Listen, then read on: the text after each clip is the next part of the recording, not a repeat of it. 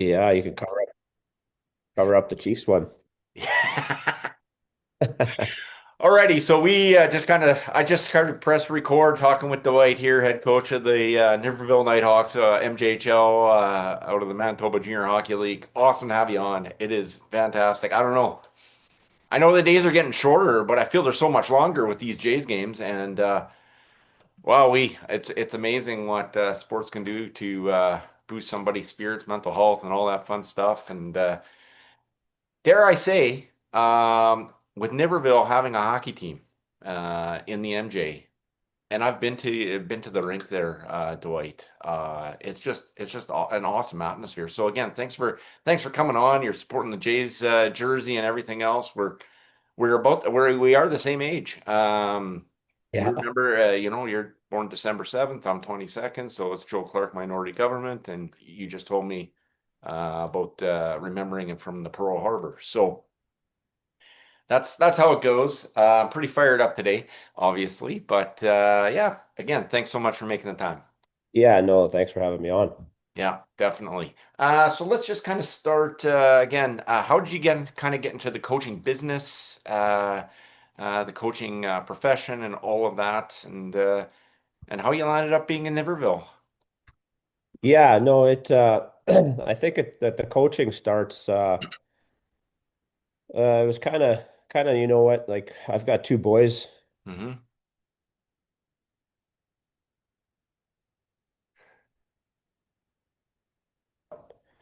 Oh, you and broke up there a bit. there you are. Yeah, Okay. it froze a bit there. So yeah, I got involved just at U7 with my kids being younger and whatnot, and then just moving along from there as you go up to U7, U9, and U11, U13, and U15, and U18, whatnot through the ranks of coaching. And like I got a bit of an itch for really trying to get into the competitive coaching after stepping back from playing and doing whatnot too. Hmm. So it kind of married itself that way, and then just eventually getting into coaching at a regional level. I ended up coaching the U18 selects program for 4 years out of Eastman here. So that was kind of a stepping stone for gaining a little bit of education and a little bit of knowledge on how these players are operating from the AAA into Junior A, and then from there to hopefully some university hockey down south in NCAA. There's lots there, and how I got in Niverville was just years ago. I got approached by Ray Dowse, one of the executives there, and one of the founding members there too, and I actually got involved with them as part of an ownership group. So not only am I coaching this hockey team here too, I'm one of the owners of the team, and they have Group A and Group B ownership. So I'm part of the Group A ownership group that went in part trying to get that team and that franchise off the ground years ago. So it's been not just me coaching in the program, but also being an owner of it and having a little bit of pride in what we do with it and how we operate. Definitely. Maybe I'll start calling you the Tom Brady, in the broadcast booth, and minority owner and whatever else, that sort of thing. That's the first thing that comes to mind. What do you kind of been? Yeah, Yeah, yeah. Sorry to cut you off there. no problem. I kind of look around other programming like that too, and you kind of, you think, should I be an owner of the team and coaching the team? But then you look at, successful guys that have gone and done it at the next level, like Brad McCrimmon was part of the Brandon Wheat Kings ownership group and part of that, and same with the Hunter brothers in Ontario. And it's, Hmm. you kind of you see how they, not that you can compare it to two different leagues, but you can still draw the sim.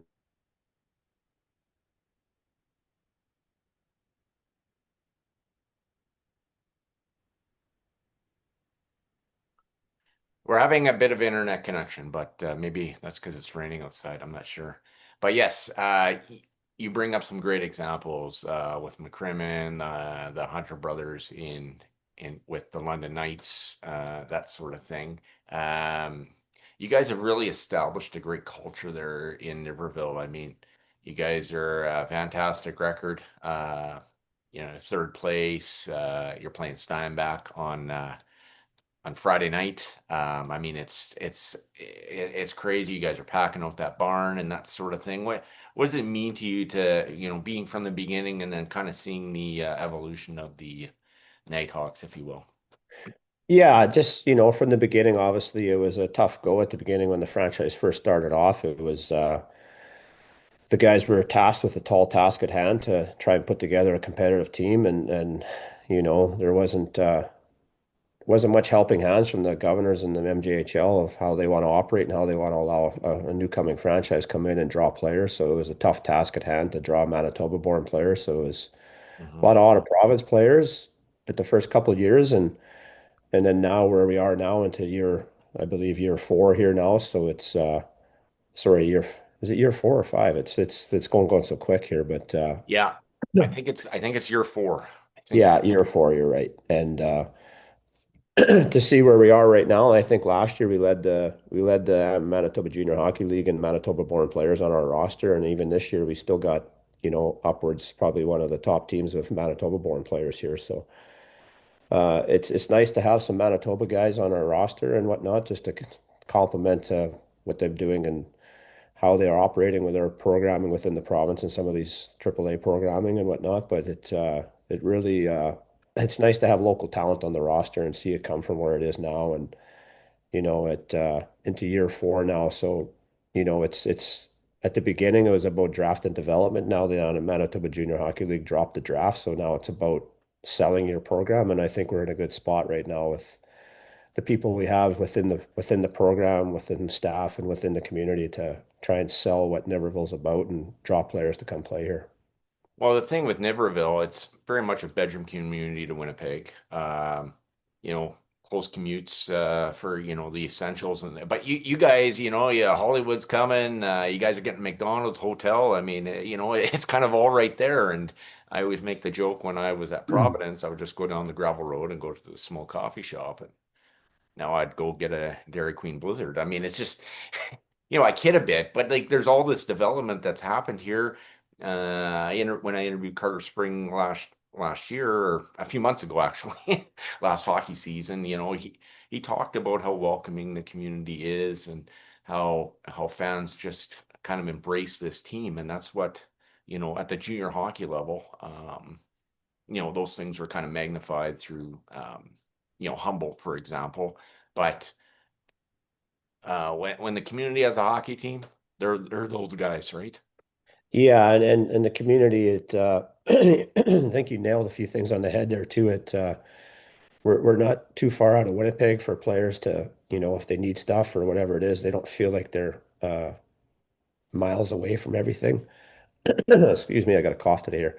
But at the end of the day, the players come in and they really get a junior A experience and a junior experience with the billeting and the small town feel, and yet there's some amenities that are coming around them now that they can use and whatnot. But at the end of the day, playing junior hockey, that's part of your experience as a junior hockey player, is living in a billet house and having the support of a community, and going in within that community, and people recognizing some of the players as they're out, and really having a feel of pride that a lot of the fans are behind them. So yeah, it's they've done a good job with that. Yeah. Who have been some of your mentors and role models that have helped you, Dwight?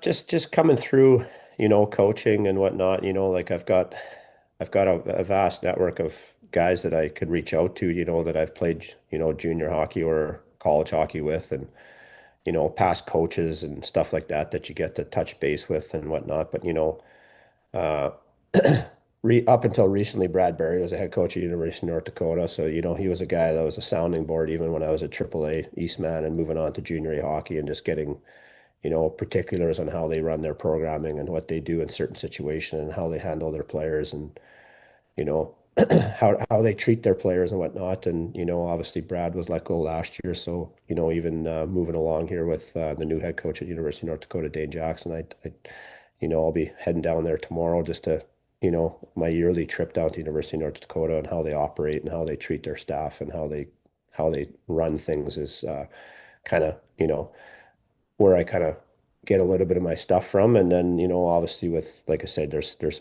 past players and past guys that I played with that I could touch base with and just, use as reflection or, you know, different situational stuff comes out through the season that you got to deal with, not just on the ice, but also, off ice building and off ice how players are acting in the community. So it takes a lot for sure.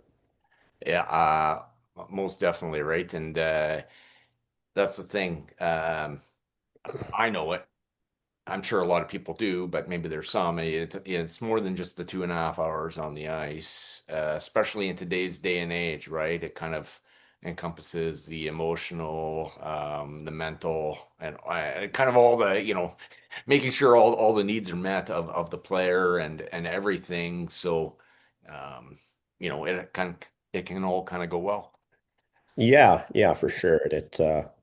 Nowadays there's, you're not just dealing with the athlete, you're dealing with a lot of them have advisors and a lot of them have mental coaches and a lot of them have nutritionists and there's a lot of people around that are support staff for these players and you're dealing with that as that and then you're also dealing with your billet coordinators and how things are going with the bill at home and also, in Niverville we have a, a staff that takes care of the community events. So you're dealing a lot with that and how you get your players out in the community with different events and whatnot. So there's a lot of the, I guess, so-called people that you gotta really touch base with on a regular basis just to make sure everything's operating and players and staff and billets and everything's going good, right? So there's a lot to juggle at times. Definitely. What are some of your, I often ask players, but what are some of maybe your traditions before a game, superstitions, that sort of thing? Do you go for a 3 mile jog before a game or all that?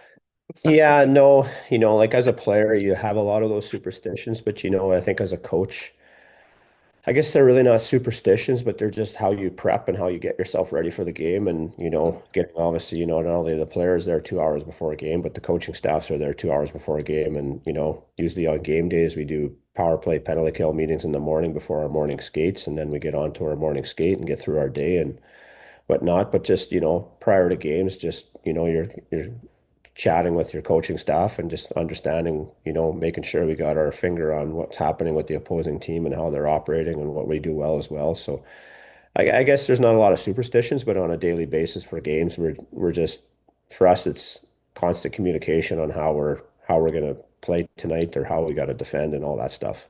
For sure. What are besides Niverville, what's your favorite arena in the MJ to coach in? Well, I guess that's there's I guess there's not to say there's your favorite, I guess. Obviously Niverville's our favorite to play and coach in, but I guess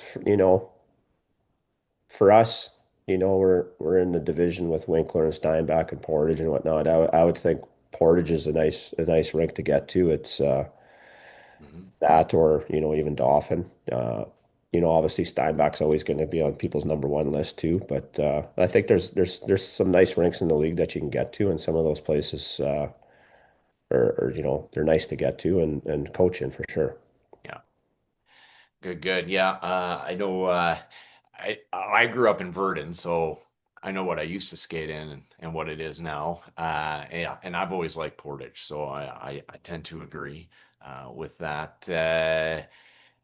Yeah, so you had a son who won a championship last year in the Manitoba Junior Hockey League, and what was that experience like? I was listening to that game.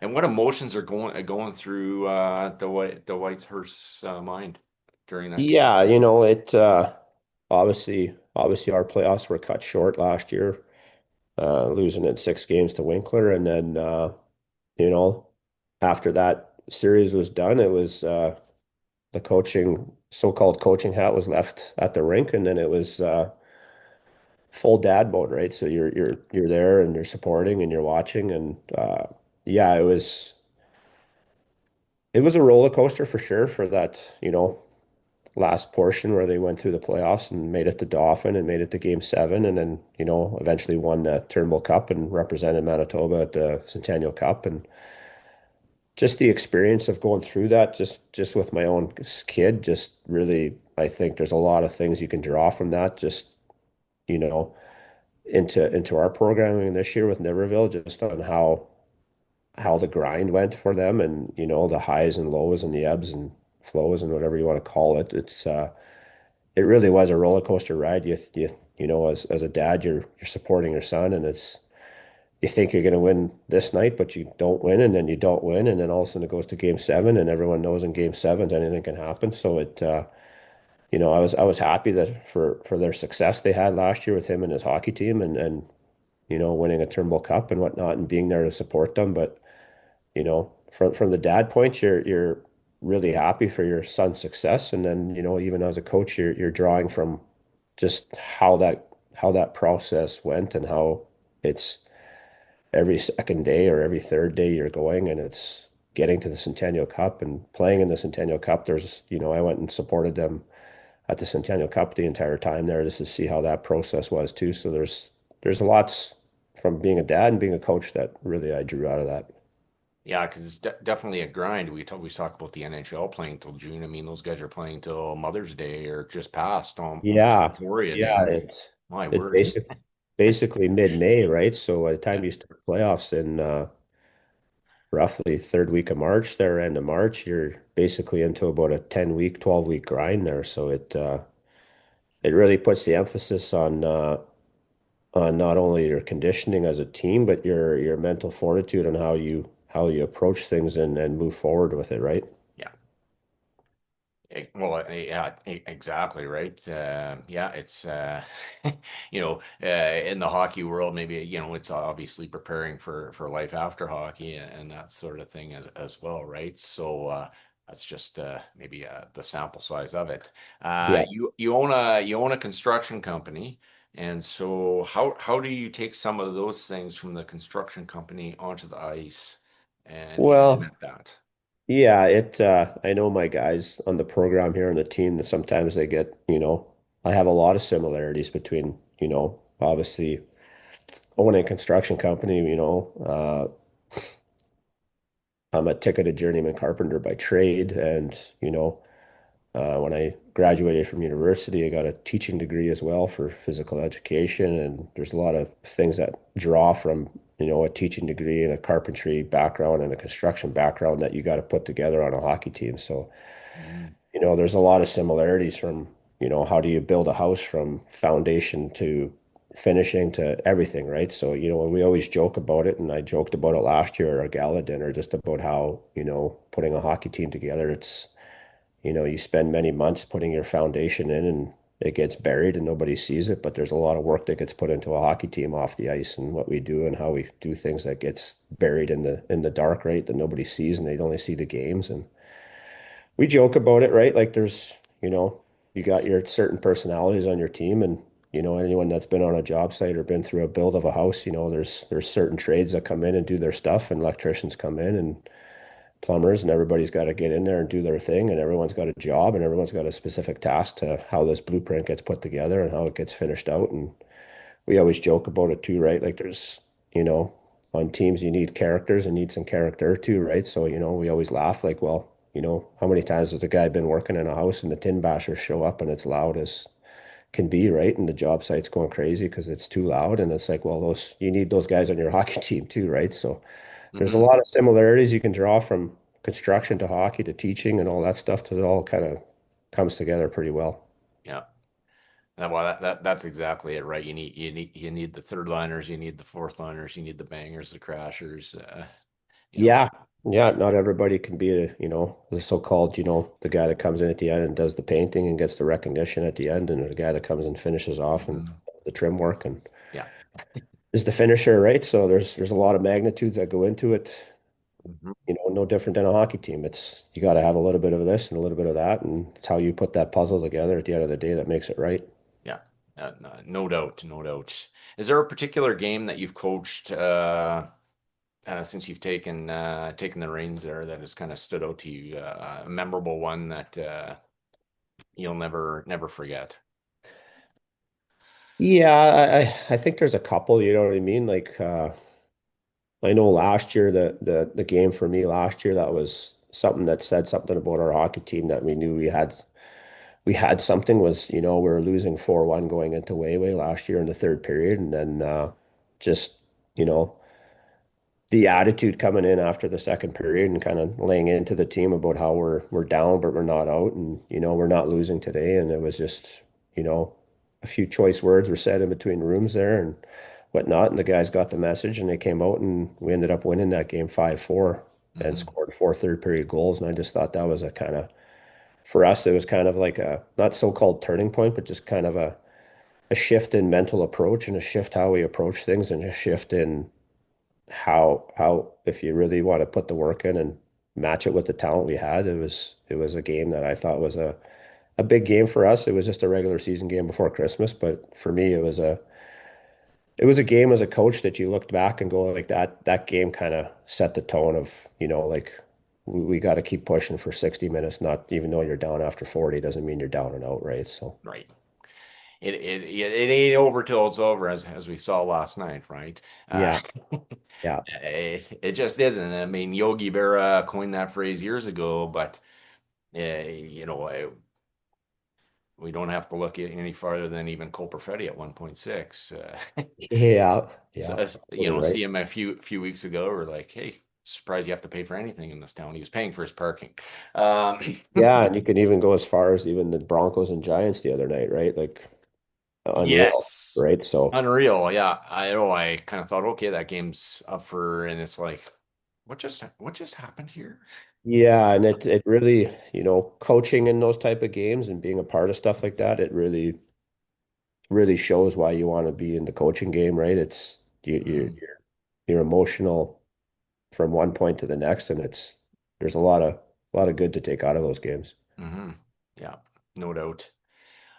So what does Dwight like to do for fun between everything else? Any favorite hobbies that you have and that sort of thing? Yeah, well, obviously, I live in Lac here, which is an hour and a half away from Niverville. So when I do get back to Lac on the days I can get away and whatnot, it's nice for me, like I think, just jumping on my fishing boat and getting out on the lake and putting a rod in the water and sometimes turning the phone on airplane mode and just Yeah, sitting on the water and fishing, enjoying that little bit of silence and a little bit of quietness away from everything because you know, it's a very hectic schedule at times when you're coaching a Manitoba junior hockey team and you're trying to run a construction company on the side. And not only that, my wife and I, she's got horses at home here, and then we got a cattle business at her dad's place we take care of. And I've got my oldest boys playing in the Western Hockey League, and my other boys playing U15 AAA. So when you try to look at that schedule, it just fills up pretty quickly. So the time that I do get away, it's nice just to do that. But in the wintertime, when you can't get out fishing, sometimes it's Sunday football or, just catching a hockey game on the TV and just staying at home and yeah, relaxing for a day. yeah. Those things are always good, right? Hey, there's a day off during the week for a reason. It can be any day, right? But we need that time because it's important, for rhythms and everything else. I'm no psychologist, but Yeah, I for can sure, recall. right? Like, it for me, once winter hits and the snow's on the ground, everything tightens up and everything kind of relaxes for the construction part of it. And same with the other, dealing with the farm and dealing with stuff around the house here. And it's just hockey for the winter. It's kind of a little bit slower pace, like yesterday I had a day off and from the rink, and Rob, our strength and conditioning coach, had the guys with their cardio in the morning, and then the guys had the day off. But even on a day off, like for me yesterday, you're still trying to clean up some stuff for construction end of things, and it's kind of a day off from the team, but not really a day off. And so wintertime kind of slows down for everything for me anyway. But Yeah, no doubt, right? And yeah, that's good. And my word, that is a busy schedule when you where's your son playing in the where are your sons playing if you don't mind me asking? yeah, so my older boy that was with the Northern Manitoba Blizzard last year, he's playing in Moose Jaw this year Okay. with the Warriors, and then my younger boy's playing U15 Eastman AAA at a Landmark this year. So it's a busy schedule, and obviously with the older boy being gone and away, kind of there's no driving with that and no care with that because he's getting taken care of by the team out there. But obviously my younger boy is just coming through it on his own now, so still got the practices and the dry land and the workouts and what everything. But my wife Christy does a one hell of a job just taking care of that sometimes when I can't take care of it because I'm Mhm. still running a hockey team too. So Yeah. lots to do. Lots to juggle, and yeah, it's as soon as you said moose jaw, I have the moose jaw mini stick up in my son's room because I grew up around that area, and yeah, I mean they're a couple years removed from the championship, and they play in a nice arena, better than what I watch. So your son has it very good there. Yeah, it's a nice community there, right? That they got everything they need there, and it's that typical small town junior experience for him too, because living in Moose Jaw, you're 15, 20 minutes away from a lot of things within the city there. And, as opposed to playing in a bigger city like Vancouver or Edmonton or any of the bigger ones where your billet family's 45 minutes from the rink or an hour, right? So it's a lot of things about being in a small town again that are really good for junior experience. Yep. I mean, yeah, when you say all that, I mean, I knew one of the governor's families. He passed away many years ago already. And then yeah, uh, people that I went to high school with, they actually billeted for the Warriors about 7 years ago. I'm sure they're still doing it. I would have to verify that, but I wouldn't see why they wouldn't. So yeah, it is that small town feel for sure, no doubt. Yeah. Um, I got to get your thoughts on the Blue Jays from last night and just what did that mean to you? We are the same age basically, as I Yeah. introduced here. So what do you recall from 92 to 93 and what this means now? Just overall. I mean, you're wearing the jersey, so I'll ask you. Yeah. No, I kind of, you know, the, I joked about it with my younger boy last night when he got back from practice from Landmark and he just got in as the game was just about to end. And I was roughly his same age when the Jays won the first World Series, right? Hmm. I was 13, turning 14 in those eras when they were going back to back. So right at the same point where he was at. And, actually the jersey I have on right now, I've got a bunch of Blues Jays jersey, but I got the number 25 Devon White jersey on. And, those teams from when they won the World Series back to back, it was, exciting time and whatnot, and winning the first World Series in Atlanta, I believe it was, and then when they won the second one back at home with the infamous Joe Carter home run, watching last night's game, just understanding like, they got down 2-0 in the series and then they went there and won two and then they lost game three and everyone kind of wrote them off. But, baseball is very, very, very analytic in how they do things. And like for them to be in a position to go back to Toronto and just have to win two games in their own stadium was a good spot for them to be in. And then last night's game, obviously losing 3-1, and then all of a sudden Springer hits a three-run home run to get the Jays ahead. It was, I've been to a few Jays games before, but I've only been to one where it was that full in the stadium. That would have been in 2015 when they had Tulowitzki and Price and all them and Donaldson running for, it was a late August game against the Yankees and there was 55,000 people at that game. So obviously not the same magnitude of loudness or static ovations like they were yesterday. Watching that game, I don't think anyone really sat in their seats the entire game. So it's exciting and whatnot. And I think the Jays, they have a good chance against the Dodgers too. So Yeah, especially having home field, right? The first two, and then you take a game in LA, and then you got the next two, Halloween and November 1st. So yeah, technically we'd yeah. be November 1st, but somebody would be named Mr. November. I mean Reggie Jackson with Mr. October. Yeah, well, Vladdy Guerrero is having obviously one of the most iconic playoff runs in MLB history, right? And I kind of like the fact that when Derek Jeter asked him why he stopped at second for the cycle there, he should have probably pushed through it, right? And maybe he would have been the second player in history to get the cycle. Yeah, yeah. Oh, exactly right. Um, One last question before we go. We're at I'll be like Brown Williams. We're 31 minutes past the hour. Uh, where does Dwight Hirst see himself in 4 to 5 years?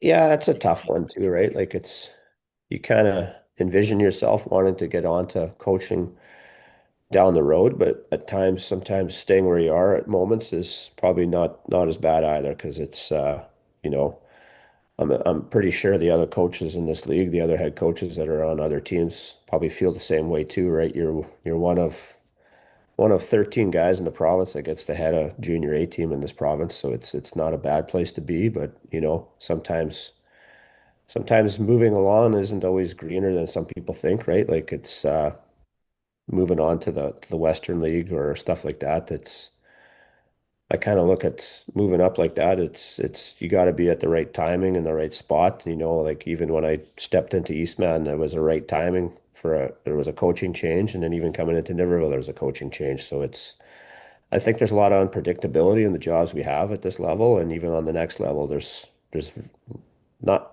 nothing's very certain, and there's a lot of uncertainty of what longevity means for a head coach at any programming. So, obviously I've got my intentions on where I'd like to go and whatnot, but we don't we don't really have control of that either, right? So sometimes just like players that get called to the next level and get scouted, like a lot of programs are watching and watching what other coaches do in other programming to see if it'll fit theirs. So it's what you see where you want to go sometimes doesn't really work, and sometimes different opportunities come up and you jump into them, and then you take that opportunity and run with that one. So I guess at the end of the day, to answer it, I guess it's you kind of really don't know where you're going to be in 4 to 5 because it's things happen quick in the game of hockey, and same with the coaching world. So there's a lot of turnover in places. So it's just at those points, you just got to be willing and ready to make different moves.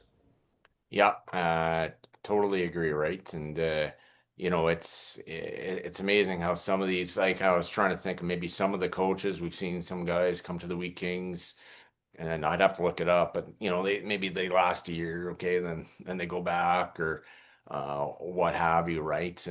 We saw McCrimmon do both GM and coach at one point about 20 years ago, bringing them to the finals versus Kelowna, that sort of thing. So yes, as you say, a lot of unpredictability. But I'll circle back. I mean, it seemed like you guys got a great thing going on here, and I know I live in Steinbach. But I come out to Niverville. I see your games there, and you know what? I'm a fan of all the teams in the MJ because I think it's important to the fabric of the community and what they bring, right? So if you see poster, the kids in the community, again, that recognition, because I do truly believe it's important in the day and age of social media when everyone's on their phones.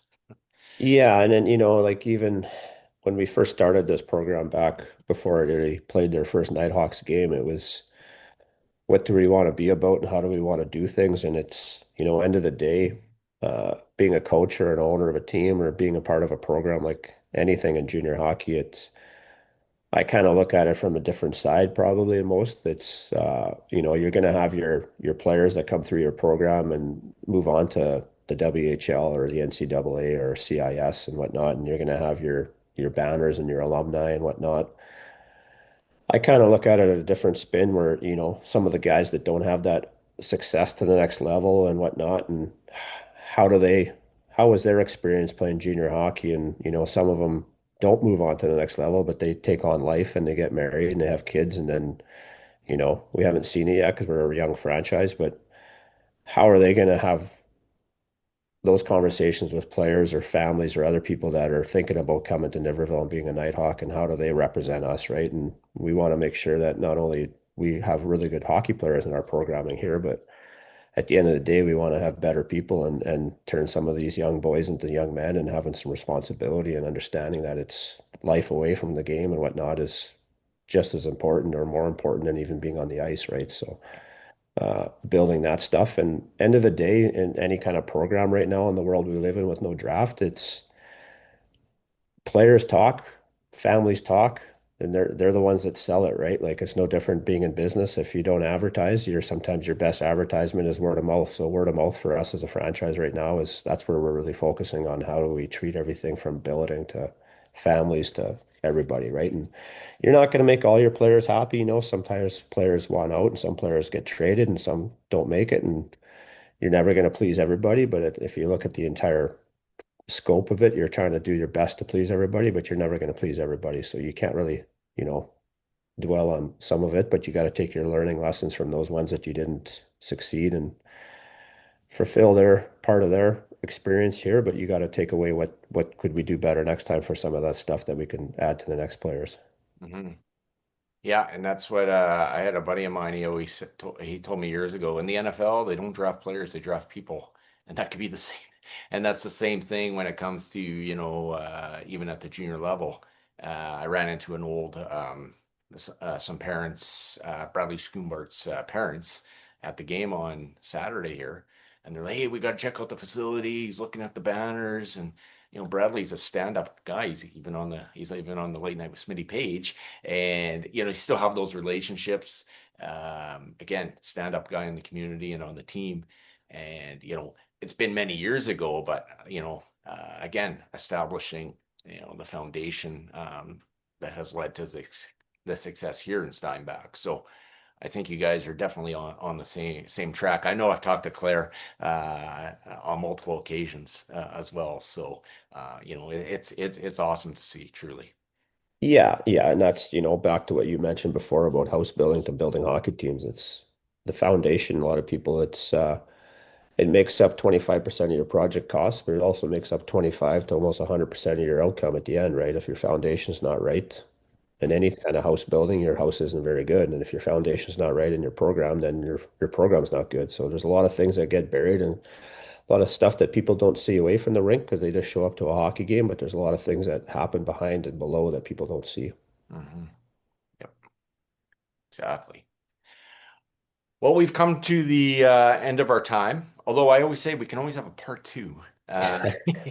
So you're more Yeah. than welcome to come back on. Was there anything else that I haven't covered or you'd like to bring up here? No, I think you've kind of touched on a lot of things that we're about here. So yeah. Okay, awesome. Well, Dwight, I wish you all the best, safe travels down to the States tomorrow, and then I know you guys are taking on Steinbach on Friday night, Yeah. so all the best with that. Hope you guys have great attendance. That's game one of the World Series. Uh, so Yeah, yeah, we're in Steinbach Saturday for game two as well, too. So okay, okay, we'll wild. So yeah, I don't know how the Wi-Fi is in Niverville. It's terrible in Steinbach. I don't even mind saying that. yeah, yeah, Can't even watch it on our phones. But I'm sure they'll get it fixed. But yeah, it's all good. yeah, for sure. Anyhow, but yeah, have a great day. Go Jays, and God bless Dwight. Okay, thanks, Steve. Yeah, thank you. Okay, Take care. have a good day. Yeah, you too. Bye bye.